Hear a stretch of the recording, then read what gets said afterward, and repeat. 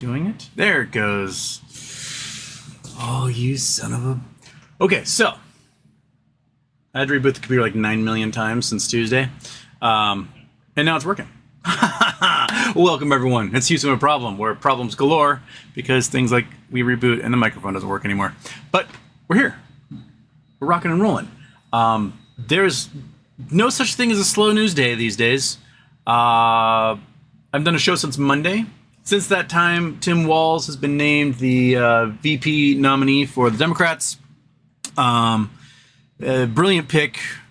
I may not agree with all of Walz's policies, but for once, he has my philosophy, which is the mission statement of the show, which is a question I ask, which is, did we create society to make everyone's lives better, or did we create society to maximize profit and drive revenue? I believe in the former, right?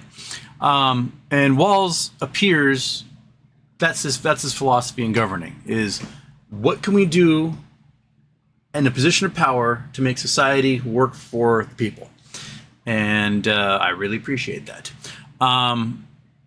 Also, looks like we've got huge problems still coming with the yen carryovers.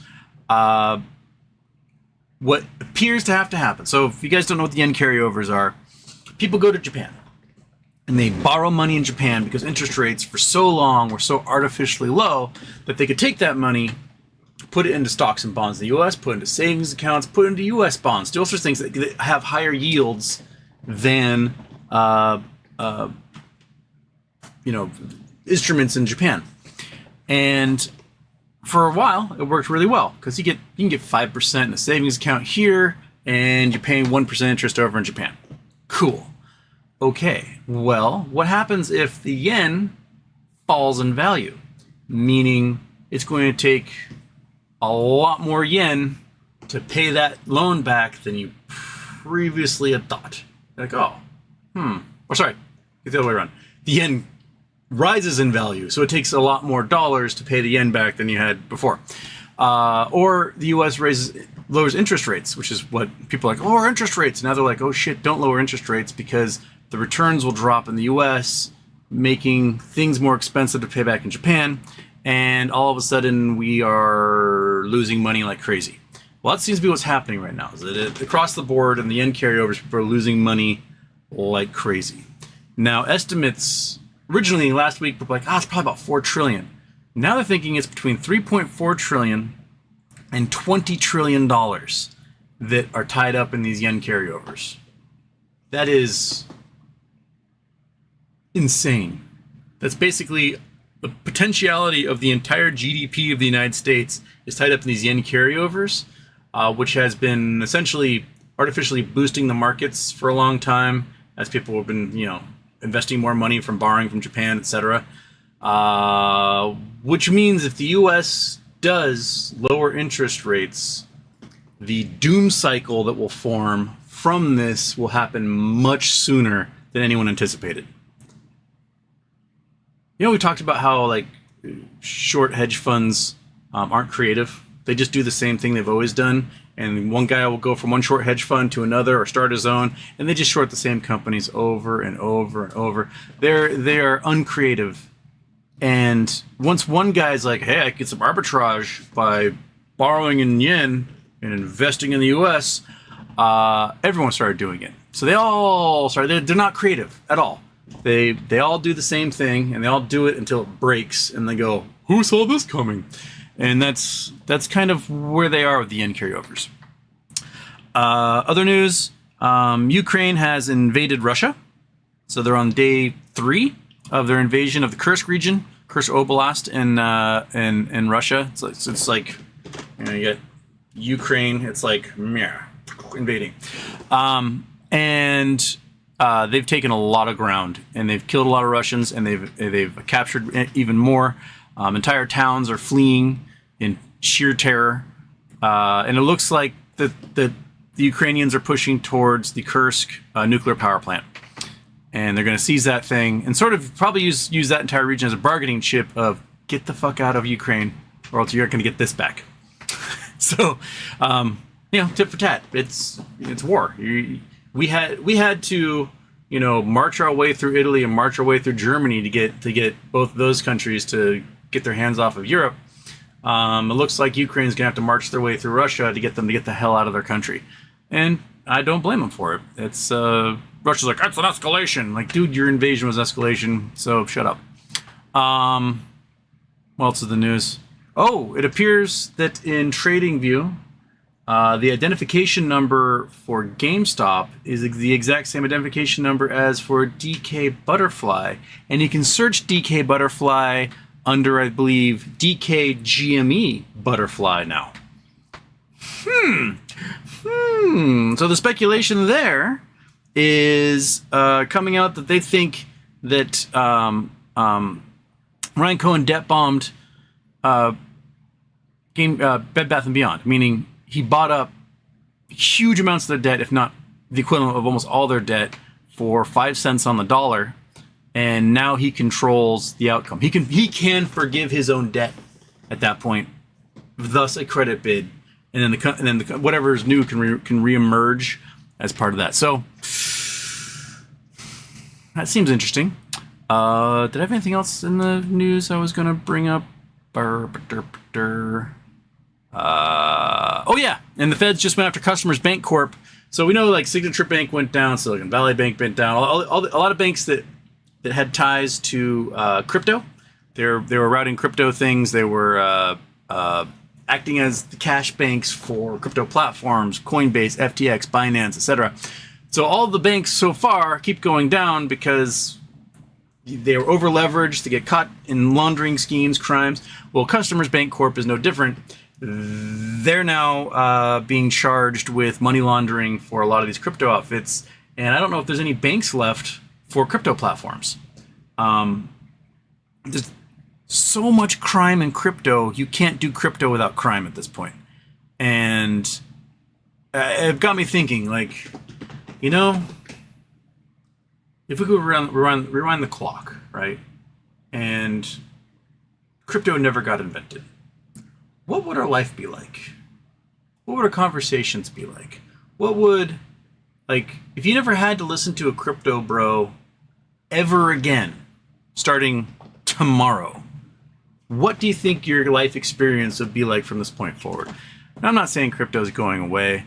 I'm just saying that so far, all of it has been criminal enterprises. Upon criminal enterprises, upon fraud schemes, upon scams, upon pump and dumps, upon more frauds, upon more crime.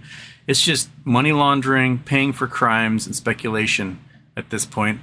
And every single solitary time you go to the root of an exchange, a platform, a bank that's involved with this, it's just crime upon crime upon crime. So, what type of future is crypto as a currency going to have if every single solitary foundational element of it is just crime? Where's it to go from here? I know blockchain has uses. Blockchain has lots of uses. You can blockchain the stock market and do amazing things with having a ledger and being able to follow trades. This is what the CAT system's trying to do, and CAT system uses an incredible amount of energy and computing power to do it when you could just have a simple ledger, right? So there are uses for blockchains. It's just that so far the blockchaining of currency has just been a criminal element. And just what do we do? What do we do? I don't know. Anyway, we're in the room, so we can boink.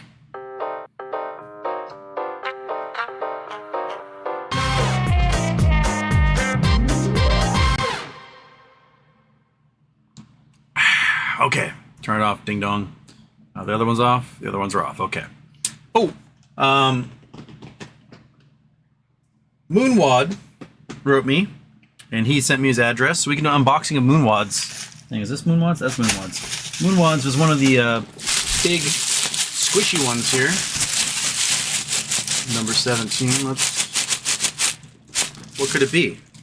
Monkey doesn't know, I don't know. I'm saying clothing. Maybe a blanket, but probably clothing.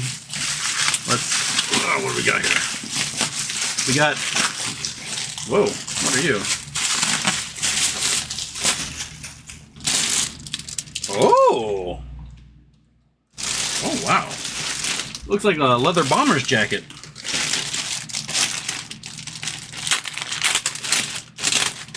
I'm gonna get this thing open and I'm never gonna be able to put it back in its bag ever again.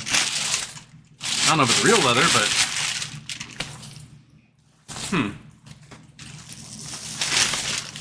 Check that out. Bo Katie Seth. Bo Katie Seth Best Wear Collection. Moonwad got a bomber's jacket. It's actually pretty nice. I mean, I don't think it's real leather. Yeah. Not bad at all. Yeah, it doesn't smell like real leather. I don't think, but it feels pretty nice. Hey, you got yourself a pleather bomber's jacket. Here you go. Bo Katie Seth. All right, how do I put this thing back? I think I fold it like this, and then like that, and then stuff you into here. Not too shabby. Okay. A faux leather bomber jacket. Like I said, I can't get this thing into the hole. There we go. Okay. Stick my arm in. I can. And the sleeve's sticking out. Dang it. Well, it's now poorly folded. The Moonwad got a bomber jacket. Okay. Close that. Boom. Fold it again. And stuff it back into this plastic thing. It's because there's number 17 on there, and I remember I wrote down who gets what. So go into your home. Back into your home. Okay. So Ludicrous Speed also wrote me, and they said, I don't need it. Do another drawing. So we are about to do another drawing. Problem is that I had to restart the computer, and therefore my original list is what I have, and not the new list. So Chrome. Bing, bing. Okay. So I got the original list here. So I got to copy that. And then if Ludicrous Speed, Moonwad, or Cran Green pop up, we'll just do another drawing. Bam. Oh yeah. Back to PC Sunday. Okay. Drum roll, please. Brrr, bing. Whoops. Go. Who we got? Tadulus. Tadulus.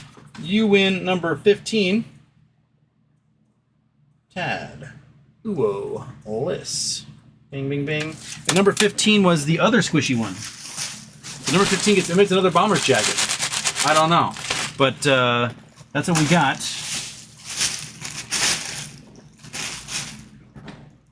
Cool. Excellent. All right. So there. So Cran Green, you need to send me a shipping address, and Tadulus, you need to send me a shipping address, and we will unbox your things. Cran Green was number 2, which is this little guy, which it is like there's 2 things in here. One is kind of sliding around. The other is like business card size and hard.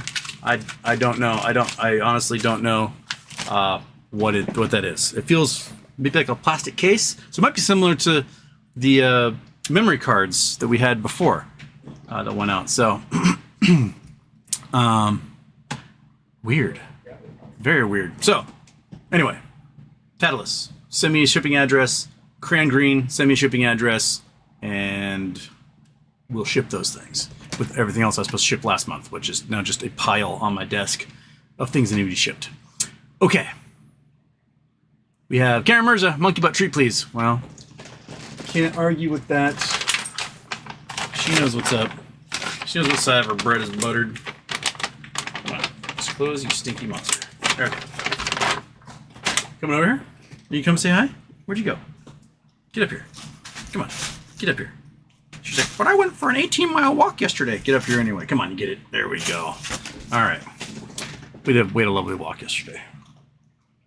My sister was like, I have never walked this far in my life. And she ended up loving it because we got delicious Mexican food and ice cream and saw boats, people kayaking, and bicyclists. And we had a lovely day. The weather was fantastic. Now the weather is starting to get a little smoky. I think some either Canada or California smoke is coming in.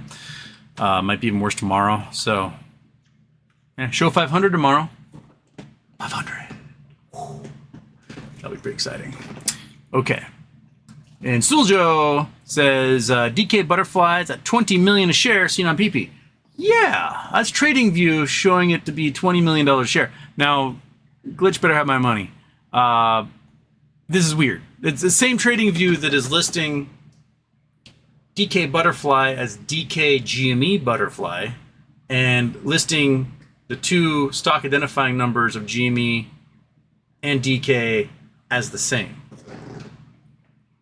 We might move from thumb twiddling to chin stroking here real soon. There were hearings today about people in the bankruptcy court where some of the creditors wanted more time to argue their claim, and the judge was like, "No, we have to have this wrapped up by the end of the month." So he gave them till the 22nd to file anything, and then he wants a hearing before the end of the month. That is really telling. It's saying to me that the judge knows this thing needs to get wrapped up, so we're gonna wrap it the fuck up. So the dates of September 30th or September 29th might be dead on. We will definitely see if that's the case. Man. So, yeah, I think it's all right. Okay, Stephanie L gets to be first. Yes, you are first. Mike Force was second. Mike Force wants an update on MMTLP. I don't know if there really is any updates on MMTLP. They've been filing their 10Ks because when their S1 was rejected by the SEC, basically the SEC said, "You want to spin off this company? We have no idea what the financials are for what you want to spin off. So you need to file paperwork showing the parent company, the potential spin-off company, and we need to know what those are going to entail." So they've been updating their 10Ks to do just that. And I think they have one more to submit, and then they can file another S1. So that's what we're waiting on. We're waiting on them to file that last 10K, submit the S1, which is for the spinoff, and the spinoff will be shares as a dividend to their existing shareholders in the new spinoff company, which is the company that will be doing the drilling and the exploration. Well, the main company owns most of the assets. My guess is, because who they've been working with, is that this spinoff is going to be listed on a blockchain exchange and not on the OTC, the New York Stock Exchange, or NASDAQ. So that way, if it's blockchained, people who are registered, DRS'd, get those shares in a blockchain account. And anyone who isn't DRS'd, who basically is pretty much everyone who now has naked shares, those who created those naked shares and those who borrowed are going to have to go to the blockchain exchange and buy back those crypto blockchain stocks. Your paper. Throw it over there. One with your jacket. And at whatever price you are willing to sell them for. So it's going to be completely disconnected from the fundamentals of the company and be entirely determined upon a short squeeze manufactured by spinning off this subsidiary. That is my guess. Beyond that, not much news other than they've been filing the 10Ks. Okay. Sujo says, "Moon, baby. Headphones going to burn." I hope so. And McDowell says he's the first to like. Snortler, "Oh, Houston, when will crypto finally die? Arg." I don't know if it'll ever die, but it's definitely going to lose some battles here in the near term. If their banking services get taken down because they're, money laundering operations, then they're not going to have anywhere they can bank. If they don't have anywhere they can bank, then you're running into issues of having to launder further and maybe using sketchy foreign banks that you weren't able to guarantee or get insurance on the deposits. And, those sketchy foreign banks may be subject to the president of that nation going, mine, right? So I'm not sure what's going to happen.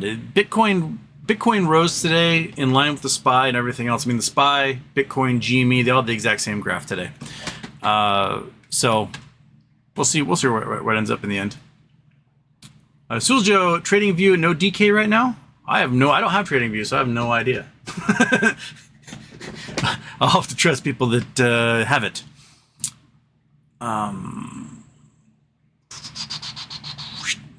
BW Brand says there's smoke everywhere. See the fire. Literally and figuratively, there's smoke everywhere. Copy and paste. It appears Tiger Brokers and its clearing agent Trade Up Securities allow trades in NXBR, NextBridge Hydrocarbons, and Torch MMLP on Singapore Exchange since December 9th, 2022. Interesting.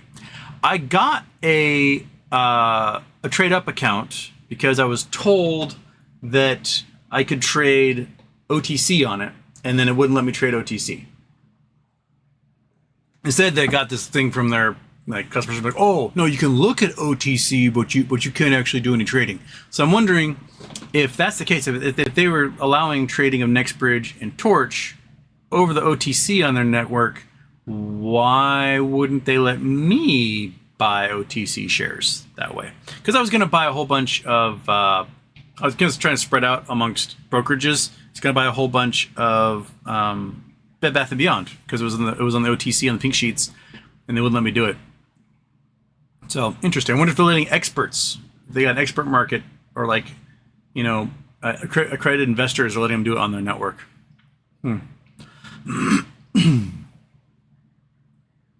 Copy and paste also says, if so, how and why? Fun fact: it appears shares have traded for as much as $1,000 plus a share. That's from Kristen Shaughnessy, who is a fantastic journalist, and I would love to have her on the show, but she won't let me message her to ask her. So if you guys can, like, hey, Kristen, would you like to come on the show and discuss some of this stuff? I would love to have her on. I'm going to have Peruvian Bull is going to be on next Friday. So we're going to chit-chat with Peruvian Bull. That's the only thing. And I got to talk to Suzanne Trimbath. She was mentioning end of August as a time to come on the show, and I have not verified a date with her yet. So Ryan H says, shout out to Monkey Butt and Fat Cat. The Fat Cat's here. Oh, we have a new kitten in the house. My roommate, the rabbi, works at a grocery store, and a guy out front of the grocery store had a cat and kittens, and then had a heart attack in front of the grocery store. And so as he's getting pulled in the ambulance, it's like, just take the kittens. And so we have a kitten. She is really tiny. She is maybe 4 weeks old. The vet says weaned, but so small. Her name's Imuna. It means faith in Hebrew. I'm just gonna probably call it Emu. And she is really tiny. So she's in seclusion for like the next 3 weeks until she gets all of her shots, and we can guarantee that she's not just gonna die on us because she's so microscopically small. So yeah, there's a new kitten in the house. That'll be exciting. She's a very inquisitive little thing. She is a yeller. She yells meow really a lot. So yeah, there's a new kitten in the house. So yay us, cat dads everywhere. Rosemoon, Houston, hi. You keep appearing in my dreams, and the latest one you were in silver and black drag. Go off queen. Okay, I mean, so I could pull off silver and black. I think I got great legs. I look good. I look good in drag. Wormfall, Houston, happy birthday. Seems like the whole market is a deck of cards, and everything is the Black Swan event. Do you think there's too much on the line for the market to just implode? I think there's so much on the line for the market not to eventually implode. We still have well over $1 trillion in commercial real estate bonds whose principals are due in just 4 months, right? So if those principals don't get paid, those banks are going to have to write all of this down, and it's going to be recorded as losses. They're going to have to admit to their depositors they don't have their money, and instead they have a whole bunch of real estate that is now worth 15 cents on the dollar. It's going to be, if we get paid, then we can all own like the downtowns of entire cities at this point. I don't know why you want to, but we'd have the cash on hand that we could do that. You ever wanted your own skyscraper in New York? Congratulations. You're probably going to be able to afford one. So, I mean, if anything, you can just like wander around the penthouse at the top and act like Kingpin in your dreams, and then just pay the property taxes on that giant building you now have. So, do with that what you will. Jason Blackwell, Houston, I was making a line chart of all my past relationships. There's an X-axis and a Y-axis. Y, W-H, Y, and E-X. Get it? You get it? Have you noticed that Tim Walz is very much the dad joke guy? I hope he's taking some notes from you there, Jason. Red lightsaber. Trump is so desperate right now, it's hilarious. His press conference today was batshit. It was unhinged. What is really strange is it's not any different than the speeches, the ad-lib speeches he goes up and just like stream of consciousness that he does in front of crowds. The difference is there was no one clapping and cheering around him. So he would say these lines and he didn't get over going, and it just sounded just messed up, like schizoid, bibbly talking. I don't think he did a very good job of quelling the narrative of "you're weird." I'll be honest. I know there's still people in the chat who are like, "How dare you, Houston, you liberal scum," even though I'm way left of liberals. But Tim Walz is 60. Kamala Harris is 60. Tim Walz can be vice president for 8 years and then president for 8 years, and at the end of that he'd still be 3 years younger than Donald Trump is now. It's going to be a very, very interesting election. At this point I'm my crystal ball. Speaking of crystal balls, I have a new 8-ball, but I left it in the trunk of my car. Mystery Michael sent me an 8-ball. I need to get that out of the trunk of my car. We'll have it for show tomorrow. But my crystal ball is saying Harris is going to win by 10 points, at least, nationally. And it might be even more because it just looks like an unraveling train wreck right now. Jigashukla, Walz doesn't own any stock. That's another point. Walz owns 0 shares, 0 stock, 0 mutual funds, has 0 investments whatsoever. People are like, they're just financially illiterate. No. He has said explicitly that he does not believe people in government should own shares in companies because it is a conflict of interest. Now, he is in a position where he doesn't have to. He makes a good salary as a governor. He made good salary as a representative. He has a teacher's pension. He has a military pension. He has a House pension. He has a governor's pension. And if he's VP, he'll have a VP pension. He'll have 5 pensions, all from that. 6 if he becomes president. So he doesn't need to invest in anything. He could retire right now and pull down $150,000 to $200,000 a year, and then he'll have Social Security on top of that. So he has no need for doing any of these investments. Like if I had 5 pensions, I wouldn't bother doing this show. I wouldn't be investing. Who gives a shit? I'd be enjoying my life, right? So to say he's like financially literate when has 5 fucking pensions is a little bit disingenuous. He is smarter financially than most of us because he managed to get government job after government job and not double dip, triple dip, quadruple drip. Like he's doing just fine. And like the whole point of the Pelosi tracker is that we don't think members of Congress should own these stocks or be allowed to trade stocks or their close family because they're using insider information to make this money, which is what they're doing. We can show it time and time again. And so to complain that a member of the government running for office doesn't own stock because he believes that public servants shouldn't invest is, I think, an awesome thing. Not something that should be like, that's stupid. Because he doesn't have to. He's not in a position where he needs a 401k or an IRA or those things because he's going to make more money in retirement than any of us do right now working. So good for him. He's a man of his word in that case, and I respect that part. So yes, Jiggish. Oh shoot, Jiggish! I forgot to put your thing up. Oh my goodness. One sec. I'm awful. I gotta print that sucker. Where is it? Email.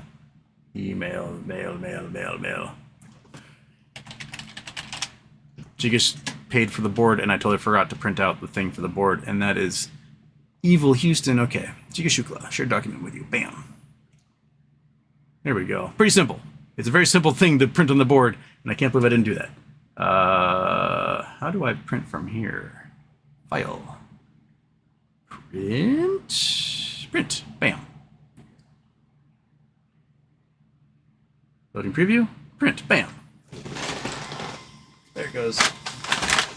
Oh no, I grabbed the treats and now she thinks we're going to have treats. Alright, well, I guess because I grabbed it and I got you all, so get up here. Come on.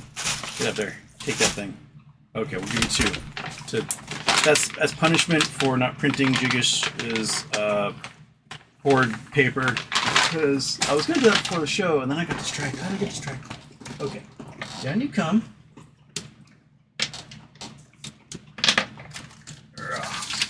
Okay. This will soon become a list of names for Charity Tuesday. As we recycle that. Okay. Global threat .info. So Jiggish runs a computer security firm, and he would like you to hire him. He's they use the latest tech to identify threats to your networks, and globalthreat.info is where you can find that out. I will put in the crud. I will put in the show descriptions from this point forward. I will remember that. Sorry about that, Jiggish. I totally just boned that one, but it'll be up there for quite some time. So you'll have a chance. You have a chance. And we got to get the old one out of the way there, so that come on, piece of paper. There we go. Okay, everything's out of the way. Right, monkey. That's right. What are we doing? What's happening? Where am I?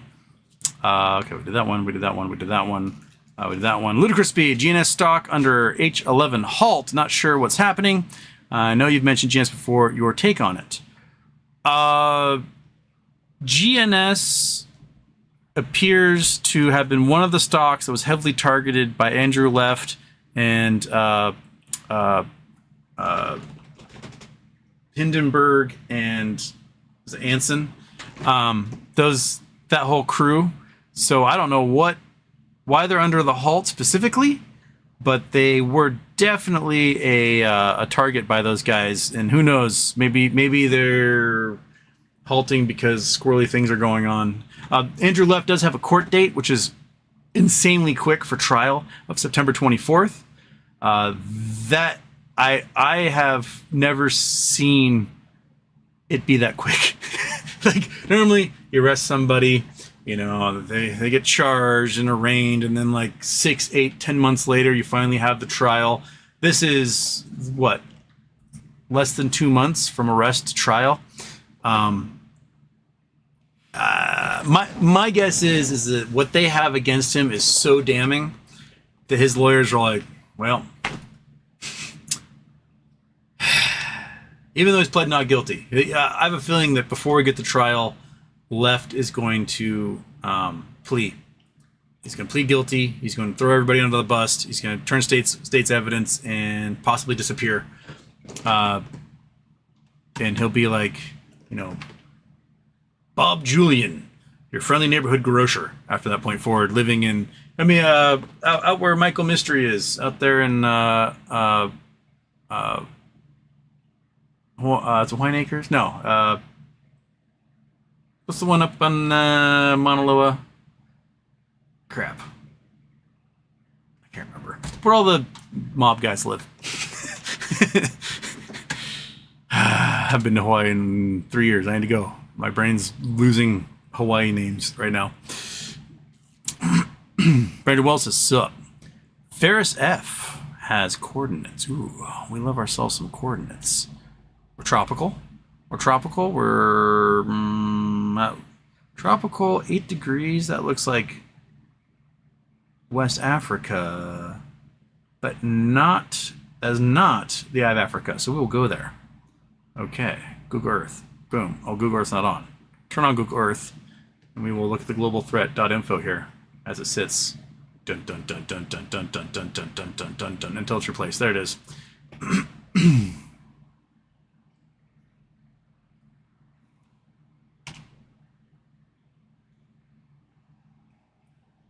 We are in the Sahara. We are right there. Oh, looks like an ancient dick. We have ourselves an ancient schlonger out in the middle of the Sahara. What could you be?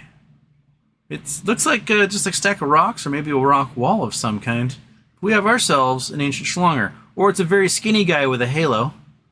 Or it is the JJ with a big ol' clitorati there? I don't know.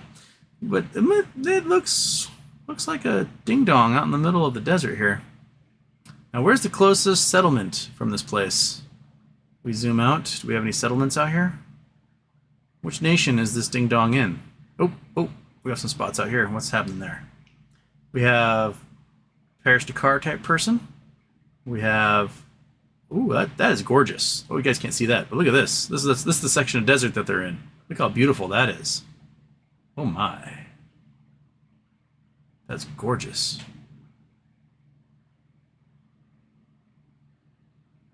So my guess is this is the stretch of rocks where that ding-dong is. Somewhere in there.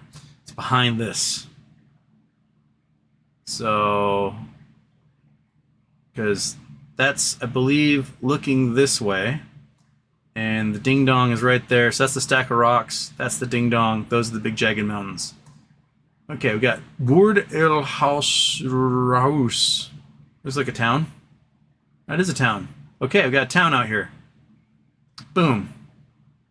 Okay, so that's the mosque in the town. Word. We've got stretch of road in front of the town. That's the entrance to the town. So that's welcoming you. And what nation are we in? Are we in Algeria? We are in Algeria. So we're in Algeria. Okay. This looks like a gorgeous stretch of desert. I'd love to come out here. Why not? What's that? The rock? Is that a dude on top of the rock? Or is that a rock that looks like a dude? I can't tell. It's too small a picture. What about this one? That's just a pile of rocks. What's this guy? The airport?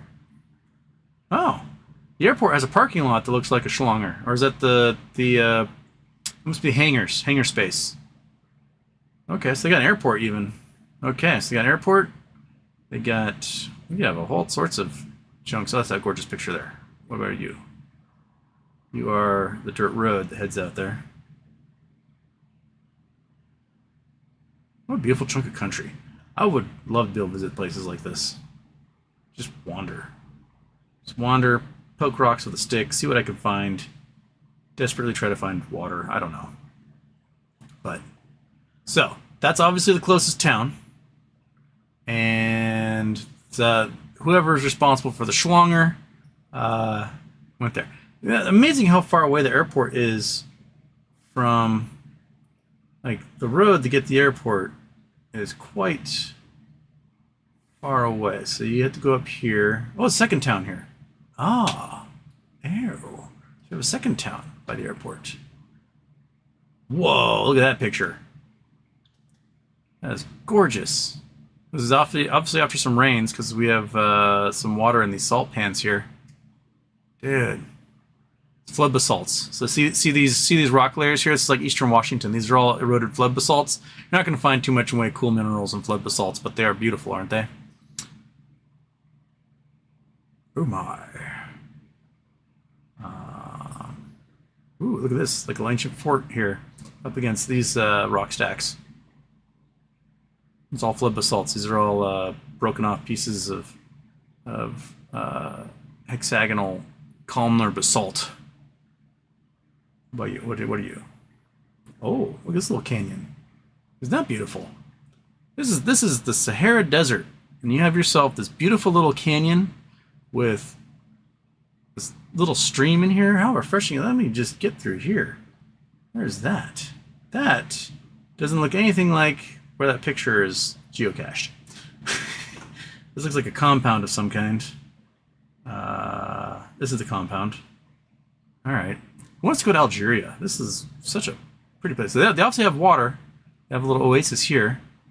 So my guess is if the stream is coming out of somewhere, it's probably coming out of one of these ranges in here. What about you? What do you got? You have a big wadi here. Yep, okay. Huh. I'm gonna get distracted. I'm gonna end up talking about this for like 2 hours because I love the desert. Ooh, look at that. A hole in the desert. Look at that sucker. Walk right through that. Anyway, okay. Thank you, Ferris F, pointing me to the desert penis, because now it's a really cool section of Algeria I want to explore, because it's a cool looking place. Here we go. Looks like we got some reservoirs, or maybe an operation where they're mining lithium or something, and doing evaporates. Okay, I'm gonna get distracted. I need to. It is really warm in here. What's the temperature? Here it is. 80 in here. It feels warmer than that at the moment. Maybe it's just because I was experiencing the hot desert. I want to go to the Sahara so bad. I've been to Tunisia, and we were supposed to go into the Sahara, and we ended up missing 5 days of our trip because protests in Paris resulted in no fuel going to the airport, so we couldn't leave. And we missed the chunk of time we were supposed to go into the desert to go explore the Sahara, and it was a bummer. But here we are. I'll get a chance again someday. Tanny Oneness, what I missed, did we talk about Trump press conference where he was annoyed as fuck? Also, did we cover the huge anti-fascist counter-protests out showing up the Nazi scum that deserve nothing? Oh, the counter-protests in England are getting gigantic. To the point where instead of the police fighting against the Nazis who were like trying to burn buildings down and hurt people, the police had to make a ring around the Nazis to keep the rest of England from beating the shit out of the Nazis. So, in my opinion, this is just my personal opinion, that's when it's really convenient for the police not to show up. Just be like, hey guys, we're too busy investigating these crimes, and oh no, things happened to the Nazis. Darn. But I guess because we live in this like whole democracy thing, we have to like treat Nazis as if they are, I don't know, humans, that we have to protect them from getting eviscerated by angry crowds. So, oh well, here we are. Stephanie L, thoughts on Stop the Steal Electors in place now? I mean, last night they're talking a lot about how Trump isn't spending money. He's not buying ads. They have no offices in swing states. They aren't even trying. There's like nothing that the RNC or the Trump campaign is doing to spend any money whatsoever on trying to get elected. And the speculation is he gave up. He's like, no, it's not going to happen, whatever. Or he's laundering the money, taking it for himself. Plausible. Or he used the money so that he can win the election and doesn't have to campaign because the people who count the votes are in his pocket. I think that's a fairly plausible one right there. He does have people working in states, Secretary of States, election commissions, who do seem to hold the view that the election was stolen from Trump in 2020 and will work to steal it for him in 2024. The problem is that the poll numbers in these swing states are not looking good for Trump right now.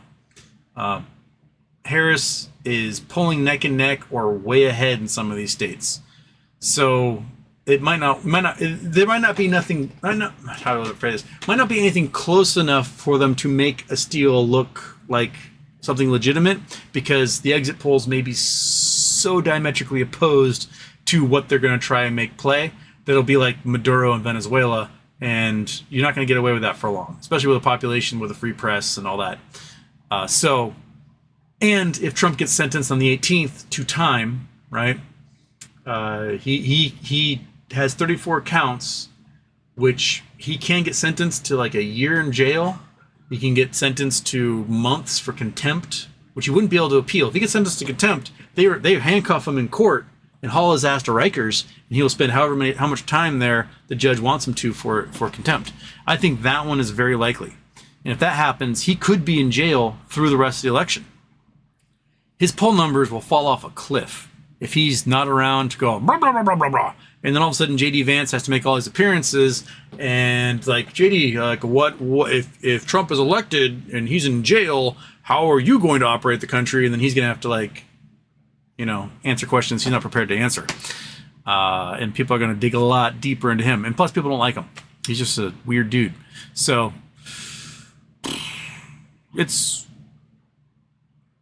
It's going to be eventful regardless, Stephanie. It's going to be something to just eat popcorn and go and see what unfolds.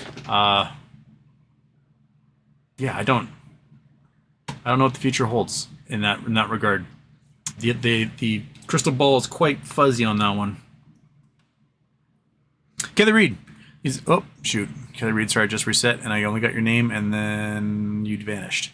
Where we scroll up.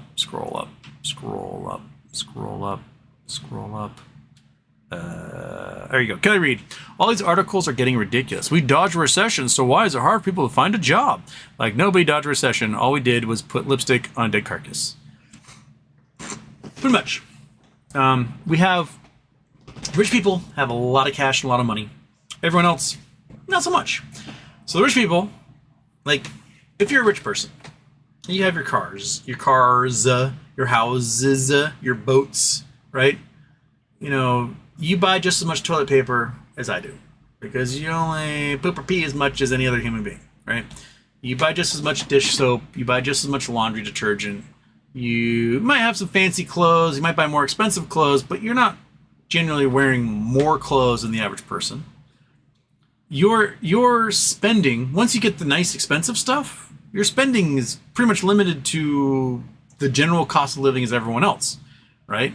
You need your food, you need your clothing, you need your soap and water and utilities. You're not going to spur further consumer spending as everyone else. And if people, the little people, the people watching the show and who exist elsewhere in life, if we start having to cut back on necessities because we have to start triaging which necessity is the most important, the economy starts to slow. So a rich person can take their piles of cash and they can do more investing with that cash. Cool. But that's not generating a flow of capital where it matters, which is consumer spending. And we are seeing consumer spending start to tighten quite a lot. You know, people aren't going to McDonald's. McDonald's is too expensive. There should be no point in any economy where a crappy fast food joint is too expensive for people. The economy is fundamentally broken with that if that becomes the case. So we're going to have to fix that by unwinding corporate profits that are due to increasing prices while limiting demand. And we're just in this weird, like, up is down world. We're like, everything's fine. And then all the people are like, not for us. For you guys, things are great. For us, we're treading water. And I don't think the trillions that the banks and rich people have to invest more in stocks is going to fix that. It'll still bite them in the ass at the end. All that will happen is they invest all this money into stocks for future growth, and the stocks don't grow because people aren't using those products because they're triaging what their financials are. And I think that's the realization that's coming for a lot of us in the economy. Attaining oneness, also fucking weird. The Dems are being somewhat competent, lol. It's so effing weird. Yeah. Being competent is not what they're used to. They're used to fumbling the bag and squeaking by a hair. 2016, the Dems didn't go with the choice that the people wanted. They didn't. They went with Hillary. Hillary made it so close that Donald Trump's able to squeak by. 2020, again, the Democrat Party did not go with the person that people wanted. People did not want Biden. They just didn't. So what they did was they organized in such a way that all of the centrist candidates pulled out, so that Biden was the only centrist candidate left, and then left Elizabeth Warren in there against Bernie to pull votes from Bernie, so that Biden ended up getting the majority of the votes. And once that was established, then Elizabeth Warren pulled out, and Bernie was left without enough delegates. But going to New Hampshire in 2020, Biden was like 6th. He was not the chosen one there. And so it took a lot of promises and handshakes and things like that to get all those folks who were ahead of him to pull out and endorse him. And that was the shenanigans that happened. This time around, Biden was visibly deteriorating, and he had to check a lot of ego to be able to go, all right, I can't do this, I'm out, because people aren't willing to admit that self. You can see it in professional athletes all the time, right? They don't have it anymore, and they're still like, they got released from 3 teams and they're signing up for a 4th team. Like, no, I'm gonna have one good season in me, and because they're doing what they love, and you can just be like, well, you don't have it, my man, and that's what happened here. Now, normally when Dems pick a VP candidate, most years they just fumble the bag, man. Think about Joe Lieberman. Joe Lieberman was such a trash choice for VP, just pure garbage, absolute, just pile of turds. And that right there was probably enough to piss off voters, just enough of them to go to Nader. If they had picked Bill Bradley, who was the other challenger for the Democratic nomination, who was to the left of Gore, if they had picked Bradley, the centrists would have remained, the liberals would have remained, and those leftists who went to Ralph Nader would have voted for Gore, rather than like, fuck this, fuck Lieberman. And Al Gore would have been president, and the entirety of this nation's history would be so different. 9/11 likely wouldn't have happened if we had Gore as president, because the Clinton-Gore administration knew that Al-Qaeda was a direct threat to our population. We had just had the coal bombing, all that stuff. Like, they go like, oh, we need to get people in the middle. We need to like pull some Republican voters over. Republican voters don't move unless their candidate is so trash that they're going to move, which is what's happening now. So the Dems can do whatever the hell they want because people are so pissed off at Trump at a large scale across this country that, Kamala Harris could have probably picked Oscar the Grouch, and everyone was like, cool, works for me. But they actually went for a really, really solid dude as a VP choice, and it's just like, they abandoned the when they go low, we go high. None of that crap. You either have to absolutely obliterate the ego of the fascist right in person, being like, you're a fucking weirdo, I'm not, and they don't know what to do with that. It reminds me, like, have you ever, I'm sure women here have been catcalled. All the ladies here have been catcalled one form or another. There's catcalling in the US, and then there's catcalling in like France or Italy, and it is a different animal entirely. My friend Jessie, she was telling me about, she was with her sister. She lived in Paris for a long time, and her sister was visiting, and they're walking down the street, and this dude is just like catcalling all the ladies and saying rude things to them. And he said something to the two of them that was disgusting, and she just went,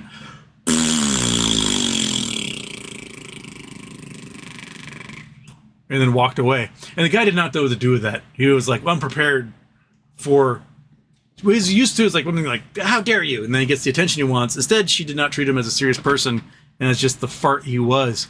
And so they walked past, and when they came back, he was back flipping shit to women again. And when they got close, he was like, didn't even acknowledge their existence. He just let them walk by because he was going to get tongue farted again. Blown a raspberry. It's you just can't take him seriously. And that was Biden's problem with the first debate is A, he wasn't feeling well. B, he's in decline. C, he was treating Trump as a serious candidate. And when he's getting gish galloped, and if you know what gish gallop is, it's a logical fallacy thing in debate where you overwhelm your opponent with so much false information that they got to spend their time going one thing at a time trying to refute you, and then they run out of time and they look like an asshole because the opponent is now controlling the debate. The Trump guy is controlling the debate. That's exactly what Trump did. And to win against someone like that, if you ever taken a high school debate course or whatever, is you have to point out, like, wow, nice Gish Gallop, you clown. The bullshit you're spewing right now, it's too much for me even to address. So instead, I'm going to talk about, helping people in my position of power and trying to make people's lives better, rather than whatever racist crap you're trying to spew over there, you garbage person.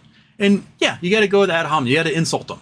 You have to insult, because you have to bring down the ego of your opponent. Trump is a narcissist. You have to point out that he looks weird, that he's not handsome, he's not a ladies' man. The only time he can get women is when he rapes them. You got to point out these little things to chip away at his ego, so that you get a narcissistic injury, and that results in an outburst that poisons him forever. So if you ever read about cluster B personality disorders, you read about narcissistic personality disorder, you can take them down such a notch that they don't know what to do with themselves. And if you can make them impotent from that point forward, so that they can't effectively get past that injury you just gave them, then you've won. There's nothing they can do about it. And that's how you take away their power. And this group that Harris is now in charge of has done that so effectively. They've changed the entire response of Trump and team into, I'm not weird, right? Now they're forced to have to talk about how weird they are when they don't want to at all times, right? That's the genius of that little couch fucker joke that small little Twitter account made, and it just exploded from there, because everyone knows J.D. Vance didn't fuck a couch. But you can joke that he did, and now he has to address it, and the man can never be seen sitting on a couch ever again. That is Hall of Fame worthy shit posting. And we should have a Hall of Fame of shit posting, where we give them a gold plaque, put it on a wall somewhere, have a ceremony, have them give a speech to their adoring fans, and be like, I changed the course of history by calling J.D. Vance a couch fucker. It is amazing. And the fact that the Dems are actually running with the stuff. They were, there's talk about Bashir, Buttigieg, Shapiro, like all these other players as potential VP candidates, and Walz came out of nowhere based upon the fact that the internet loves him. And the Harris campaign is tuned in. They weren't looking at poll numbers and stuff like that. They looked at the internet and like, oh, people like this guy. Ding, done, right? So we're fine. I think we finally jumped into a new era of how this party is going to operate, and it's really, I'm not used to it. Attaining Oneness isn't used to it. I'm sure you guys aren't used to it. They're playing offense. They're not in the back foot like they've been for so many years, or pretending to do this like high ground thing, like I am the better person, you can't hurt me, and then they get the shit kicked out of them. You gotta stand up to bullies. You gotta bully them back. It's the only thing they respond to. I don't know if you ever gotten fights with bullies in like middle school or high school, but you gotta beat the shit out of them. It's true. It's the only thing they respond to. Once you've established a pecking order, they leave you and your friends alone. And if you don't have the power to do that, well, you're going to be on the receiving end of that for the rest of school.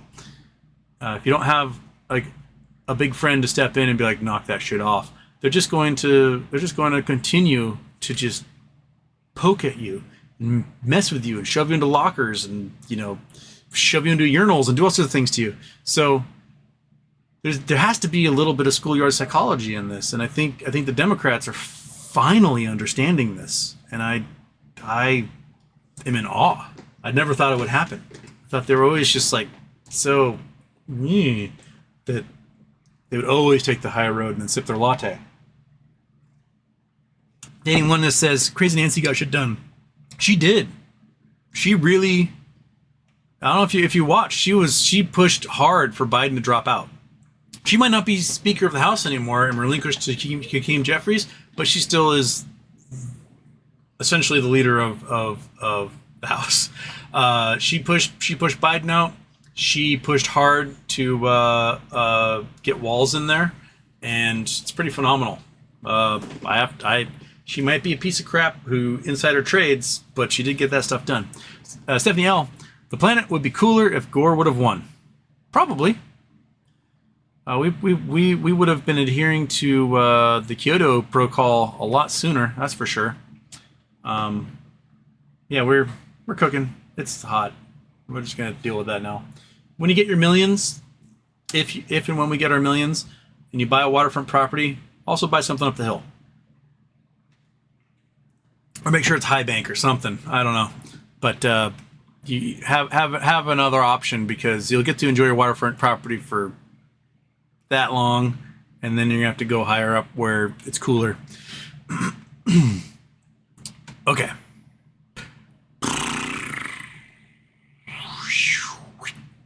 Boris Raspy, Houston, let's talk GME, please. I want a really long summary of what's going on. You can pinch a tinfoil if you want.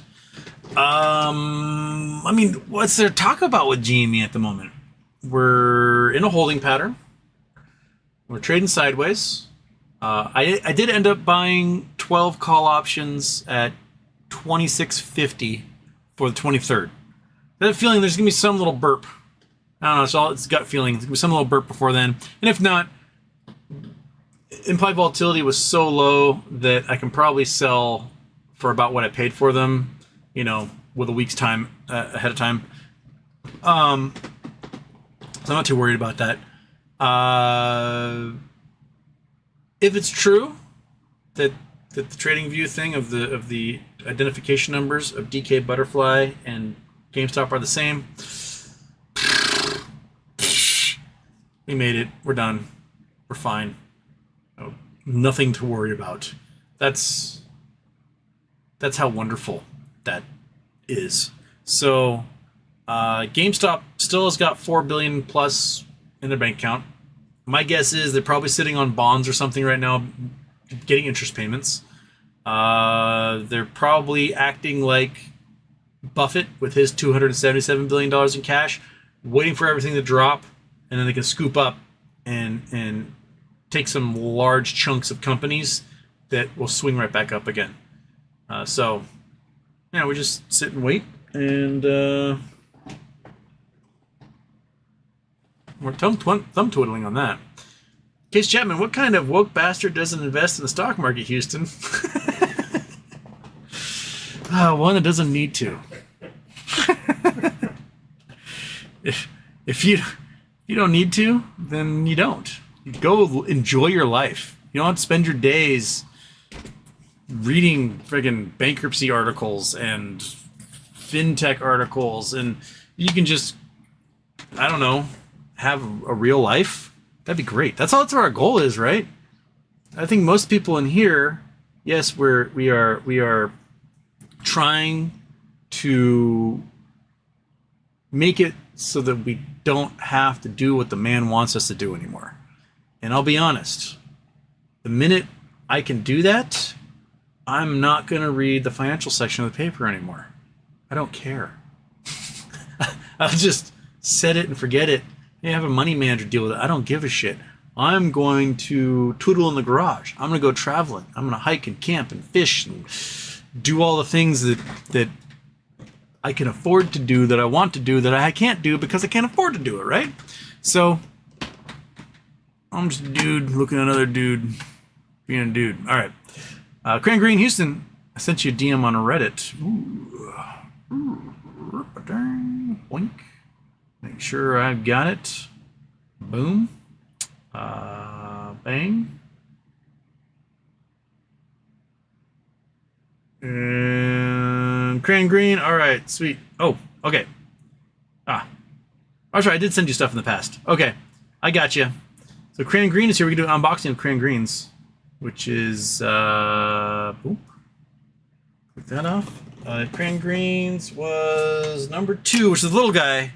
Cran Green, what are you getting? Let's unbox this little guy and find out just how cool or lame your 50-cent wish item is. Oh, that's tough glue. Okay, get off me. What are you? Okay. Oh, it is. It is more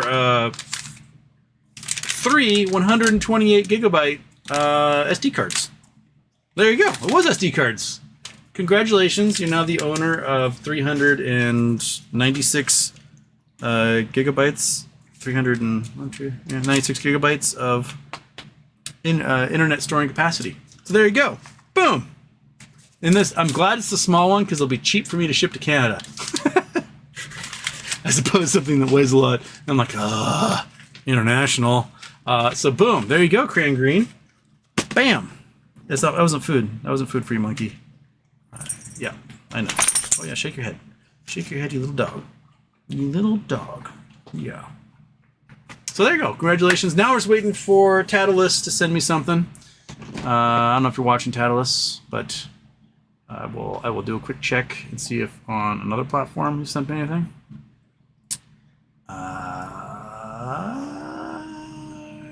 Nope, not there yet. Okay. So, Tatalus, I don't know what the other squishy thing is, so send me a message and we can find out. Right, monkey? Look at your eyeballs. Oh my goodness. Where am I? I got 22 minutes to go, and I am more than an hour behind. Okay. G-Font, not to spoil EPI 500, but it's wild. You got DFE and Andrew Left both joining you at the Eye of Africa for the interview. Yes, I leave tonight for a 20-hour flight to Mortiana, where I am going to be interviewing both sides of this issue at the center of the Eye of Africa. So join me tomorrow for that, and it should be an epic episode 500 show. Alexander K, tough day. Today had to put my 16-year-old dog down. Aw, bummer, man. That's monkey. Don't get old. Can you do that for me? Can you not get old? You just remain. You can have the gray muzzle. That's fine, but just remain, monkey butt for as long as possible, please. I'm sorry, Alexander. That's a it's a bummer. Frizzy Productions made money on Newell calls, then sold my Newell shares, and made more money on Newell puts, and bought back in the Newell. Increased my shares and have about 50% more shares. Starting to get it. That's how you day trade, right there. So you did it. Woo! Job. Copy and paste. We've been in a recession for the last 18 months. GDP hasn't shrunk, so it's not quite technically there. I think we've been in sort of a stagnant economy for 18 months, but we haven't contracted yet. I think the contraction is definitely coming. I don't think it's looking rosy. That's for sure. Froze Productions, have the Middle East countries ever had a summit to redraw national boundaries? Seems simple and complex at the same time. Not that I know of. I think more than anything, they invaded each other to change the boundaries. But that's it. The problem is that there are minority groups in some nations that the people in power don't want to have any autonomy. So they think the Kurds probably should have their own nation, right? Because they're a unique people. They share culture and heritage and everything. And we can look at the map. Let's look at the map because maps are fun. So. We're going to leave Algeria here. We're going to go up to where Kurdistan is. Boing. Got Kurdistan up here. So northern Iraq up here, right? You got basically from north of Mosul up here into Kurdistan. You have southern Turkey, a little bit in Syria, and a chunk of Iran. So these four countries would have to give up huge chunks of land, which include very oil-rich areas. So it's oil-rich in eastern Syria, oil-rich in northern Iraq, a little bit oil-rich in southern Turkey, and oil-rich in western Iran. So that they'd have to give up a lot of resources so that these people can have their own autonomy, right? You have certain tribes that share, lineages across these borders, like between Iraq and Iran as well, which because of the Sunnis and the Shias hate each other's guts, that's going to cause all sorts of problems. You just think about just look at what's happening with West Bank and Gaza and the Golan Heights. And, for a good decade, Israel owned the Sinai Peninsula, and then the C7 war happened, and Egypt invaded and got it back. Like, they're just, I don't know if they're going to be able to redraw. Like, the problem with Iraq and Kuwait was that they shared an oil field in the border, and Kuwait was just sucking oil like crazy, and Saddam Hussein claimed that Kuwait was taking all of their oil, which, I mean, they kind of were. And Saddam Hussein wrote a letter to Bush, like, hey, George Bush, you're my buddy. Kuwait's taking all my oil. I think I'm going to have to invade them to get it back. And George Bush basically was like, you do you. Right? And then they invaded, and George Bush was like, how dare you? I'm going to have the entire world invade your country. Right? So there's just lots of problems constantly with all these borders, and I think it's just too late. And because of that too lateness, we had groups like ISIS, like, well, let's just form another caliphate.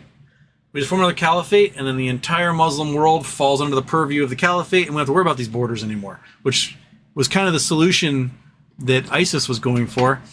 But individual sheiks and oil companies, they're not going to go for that. The Shia don't want a Sunni caliphate, et cetera. So yeah, we just have a lot of too many interests. So I think we're just kind of doomed with the crappy borders the European colonial powers drew, and we're just gonna be stuck with that until the end of time. So there we are. Meh. Aren't maps fun? Aren't they just great? Don't you love maps?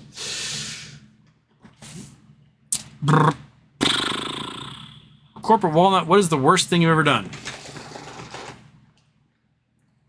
Worst thing I've ever done. Probably something cringeworthy. Where I just go, I can't believe I did that.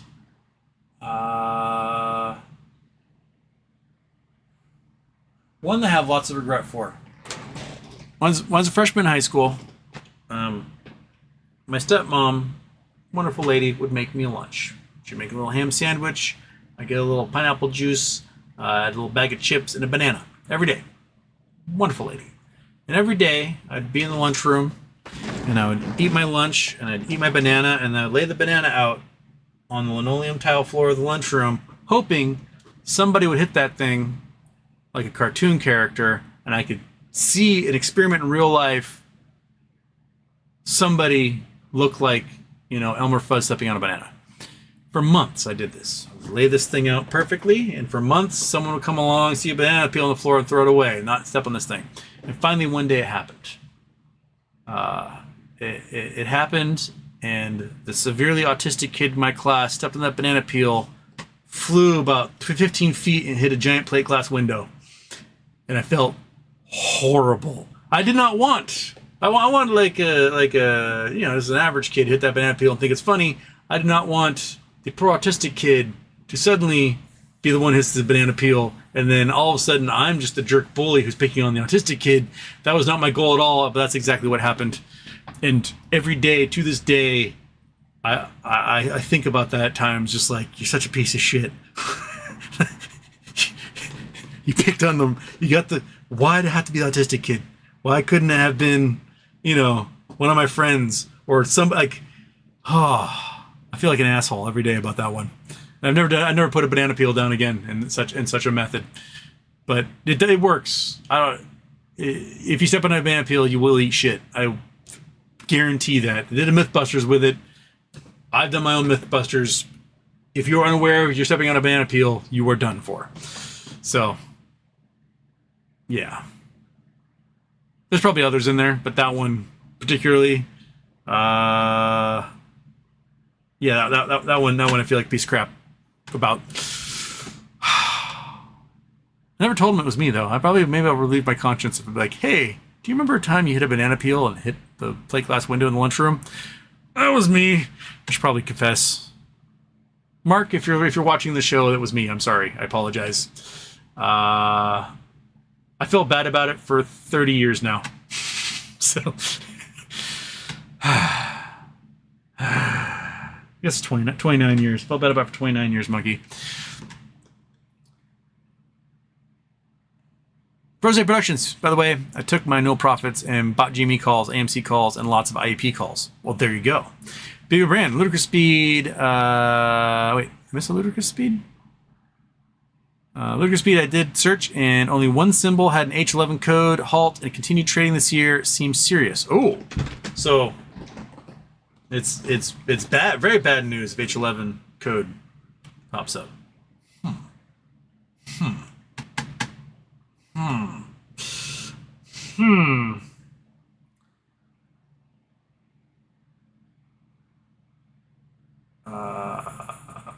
Daniel Batchelor, Houston, I just took the shell off my snail for a snail race. Now it looks sluggish. Okay. Mr. Oak, Houston, who wins the NL and AL MVP this year? AL MVP is going to be Judge, hands down. I mean, the dude's leading in like every offensive category and has a good chance to be a Triple Crown winner.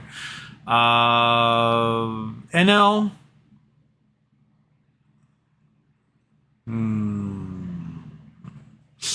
I have to look at the NL stats because I don't see the NL stats very often. Let's see here. NL League leaders. Okay, let's look at let's see what pops up for the ESPN stats here. Okay, ALB. I don't want ALB. I want National League. Give it to me. So, batting average is really low in the National League. Holy smokes. Go away. All right. So, no, go away. Quit popping. You're blocking my view, you stupid ad. Just go like that. Nope. That one doesn't make that one go away. Go away, you stupid. Okay. Shohei's up there. Luis Reyes. Azuna. Ketel Marte. God damn it. I'm trying to read this thing. Stupid ESPN. Get out of my way.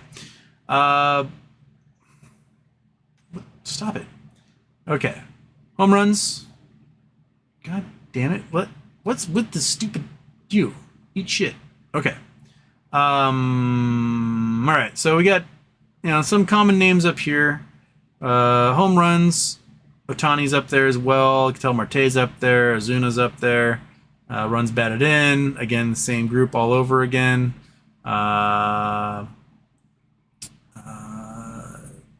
Reyes. Still on bases, of course. De La Cruz is up there. Oh my god. Just I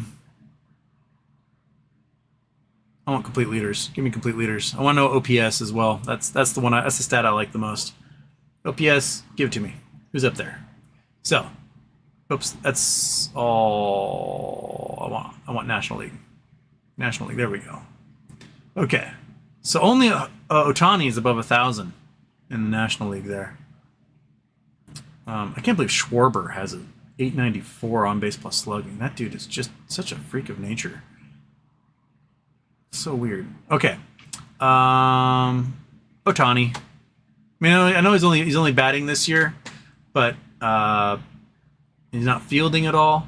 But Ketel Marte plays a mean second base, and he's pretty high up there. But when you're on base plus slugging is that much higher. And the WAR for Ketel Marte is higher than Otani because of his fielding. So that would be an argument right there. So probably going to be between these two, be my guess. Marte may get it because he's fielding, and Otani is not right now. If Otani was pitching, he would have it all the way. So I don't think pitchers, to go back here. We go, nope, back one more. Nope, keep going.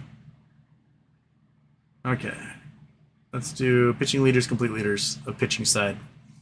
And let's see who's at the top of the WAR. Scooble, Hunter Green. Okay, Skeens started halfway through the season. He's almost up there with the WAR guys. He's had an amazing start to his season, but I don't know if he's gonna have total numbers that will match these dudes. He's 10 games behind a lot of these folks. I don't see anybody on the pitching side winning Cy Young and MVP. I think it's going to be between Marte and Otani in the National League. That's what it looks like at the moment. It's definitely going to be Judge in the American League. Alex Bishop, Mark crosses you off his hit list right now. It was just like, whoever put that banana peel down, now he can write in Houston, he can cross that out.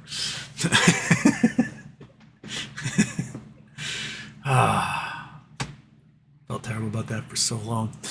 Okay. I got 8 minutes, and then I can run away. Daniel Bachelor Houston. Oh, I took the other one already. Alex Bishop, do you think No Labs will drop more? They had 2 to 3 million shares at volume today. They announced that they're doing another share offering, another $3 million share offering. They've done a lot of share offerings this year. They've done, what, like $15 million in share offerings so far?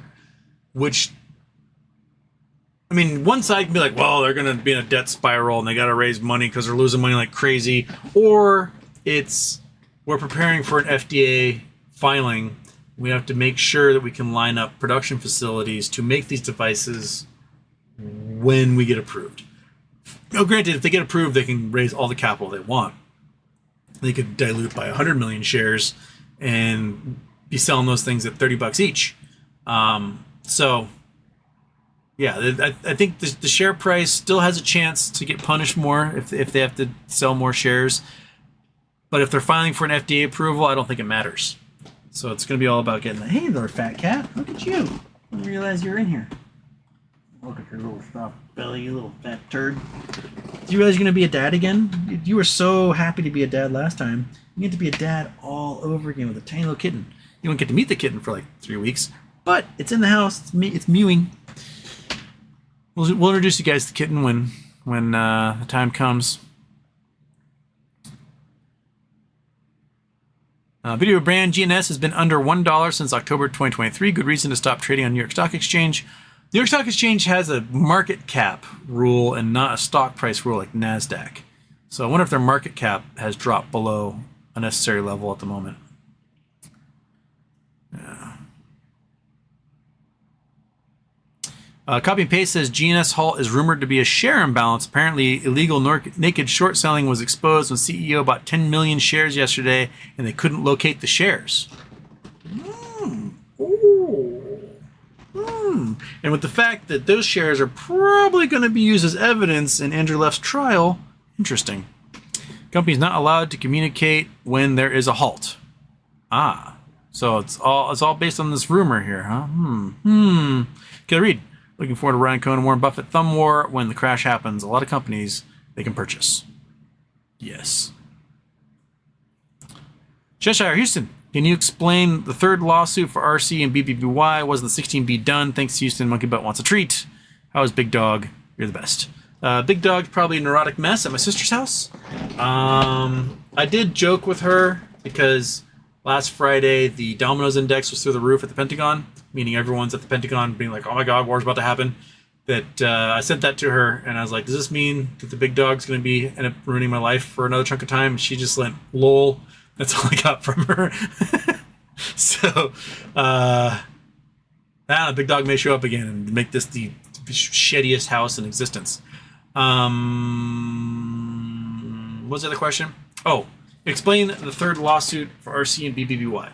So, apparently, there was another pro se 16B lawsuit filed pro se, and again, the plan administrator is taking it over. So the last one the plan administrator took over got dismissed. Cool. That means this one will likely get dismissed. Cool. And my guess is Bratia will get dismissed as well. So those will be poof gone. That seems to be it. I don't see the plan man really having much meat behind his arguments, especially when the previous 16B was tossed based on the fact that it wasn't a 16B case. So they didn't meet their criteria for it. So this to me looks like the plan man just speeding these things along for everybody, personally.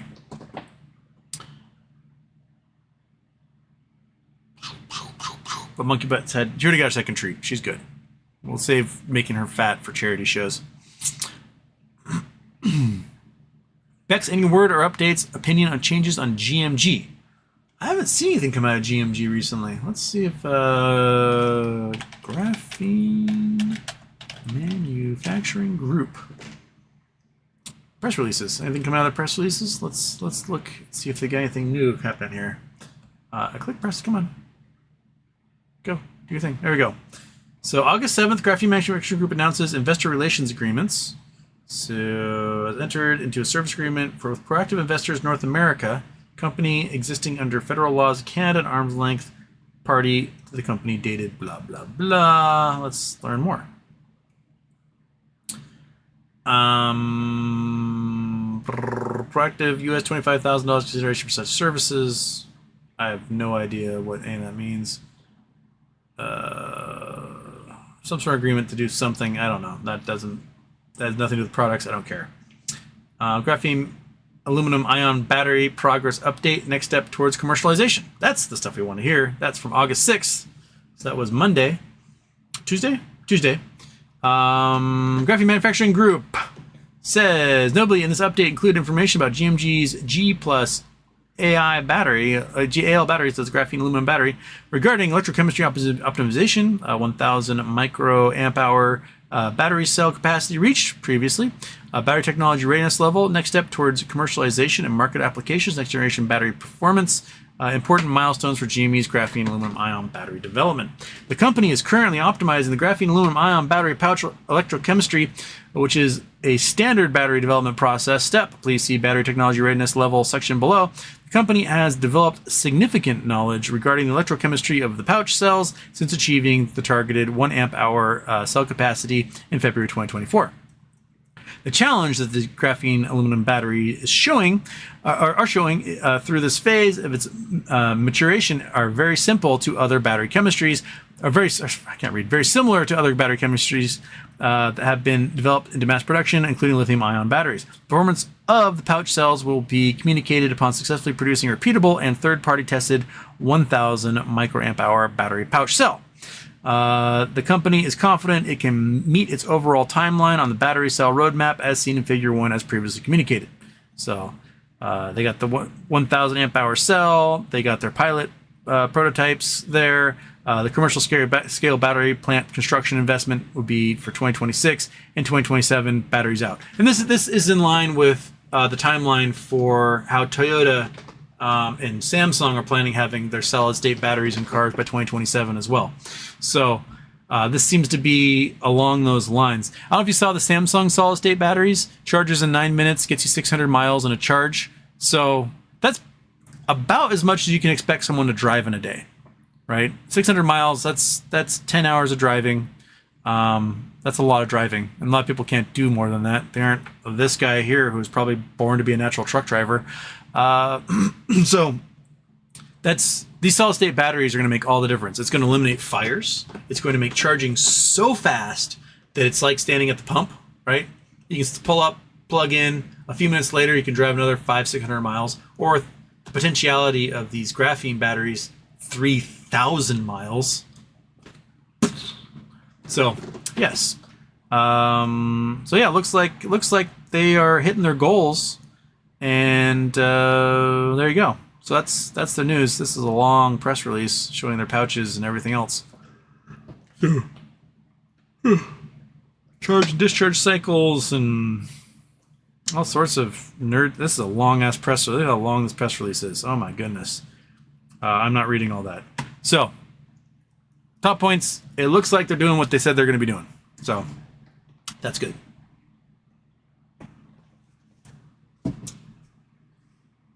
MS, thanks for all these shows. Can you start a new segment called Best and Worst Houston Read Lately, please? That means I would make lists of things.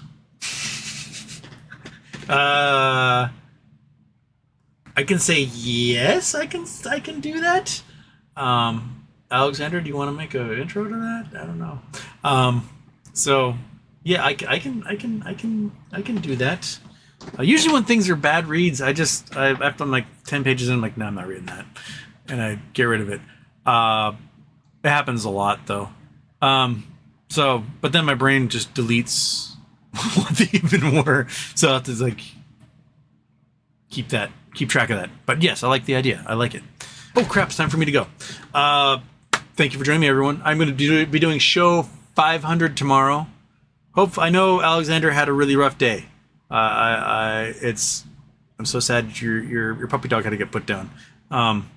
If you don't have the show 500 intro ready, that's okay. We can play it for show 501. But I know there's probably a lot going on in your mind, and doing the intro for tomorrow's show is probably not at the top of the list. So take care of yourself first. Make sure that you're in a good space, and then we'll worry about all that stuff later. But I'll see you guys tomorrow for show number 500. Woo! Right? Maybe Moas will start in show 500. We'll see where we go. All right. I will. You know what I'm gonna do? I'm gonna do the butterfly intro for the outro because DK GME butterfly. Boom. There we go. Is that doing its thing?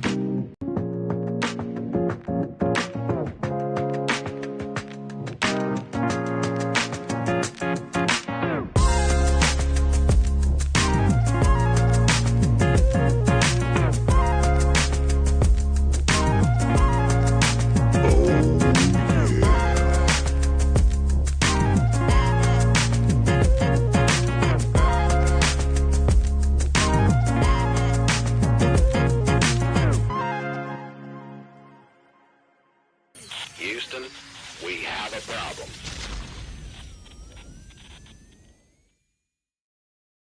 Okay, bye everybody. You guys have a great day. I'll see you tomorrow.